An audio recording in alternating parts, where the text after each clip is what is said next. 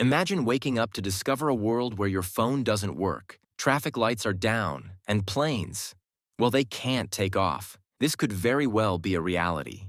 Netflix's new TV series Zero Day, starring Robert De Niro, dives into this scenario and presents a narrative where unseen forces manipulate technology. National security is at stake, and the line between truth and misinformation blurs. Let's break down the plot of Zero Day. What is it about? Netflix's latest political thriller stars Robert De Niro as former U.S. President George Mullen. He is drawn back into the center of a crisis when he is called back to investigate a devastating cyber attack. The series then depicts how this cyber attack cripples the nation and causes chaos, all while they try to answer the question, who is behind the attack? Is it a foreign government, rogue hackers, or someone even more powerful? And perhaps the biggest question, can it be stopped? A thriller rooted in reality, the term Zero Day comes from cybersecurity and refers to a software vulnerability that is unknown to the vendor or developer. The flaw has 0 days of protection, which means that there is no time to fix it before it can be exploited. The hackers can use it to launch attacks before a patch or defense is available.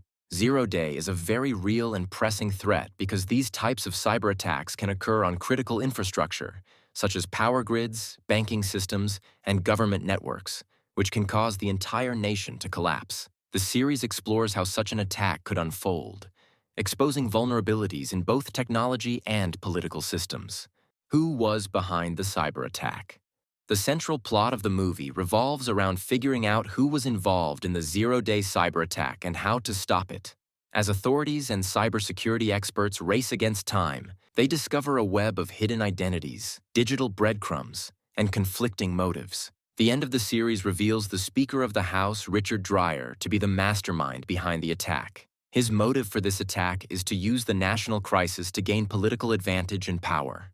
He pairs up with billionaires and politicians. Even Mullen's own daughter is a part of the plan to exploit 0 Day vulnerabilities to cripple the nation's digital infrastructure. How did the attack work? In the Netflix series, the attack was launched through malware hidden inside an application that millions of people use daily. The malware that is launched has the capabilities to exploit 0 Day vulnerabilities, allowing hackers to shut down power grids, disrupt air traffic control, and disable communication networks, all at the same time. While the idea and the storyline of the series may seem straightforward, the execution was done perfectly. Show creator Eric Newman explains that the villains of 0 Day weren't motivated by money or revenge. There were greater forces at play. The villains had a misguided belief that what they were doing was for the greater good.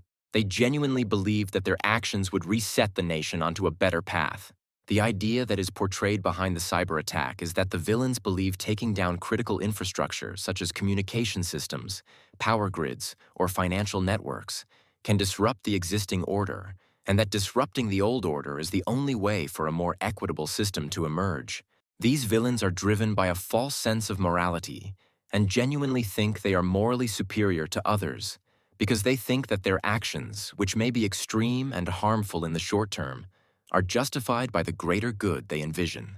So what exactly makes this show popular? While we can all agree that the storyline is one that builds your curiosity and keeps you hooked to your TV screen, we can't help but wonder if the parallels drawn by the TV series are intentional or just merely coincidental. Let's start with the most obvious one. The fact that the villains in the show are convinced that their actions are for the greater good of humanity is very similar to how in the real world, justifications are used throughout history for extreme actions, where the end is seen as justifying the means. Executive producer and co-creator Michael S. Schmidt has explained that 0 Day was heavily inspired by the national unity of the post-9/11 era. However, in today's political climate, the show presents how even catastrophic attacks are read differently in line with ideological perceptions.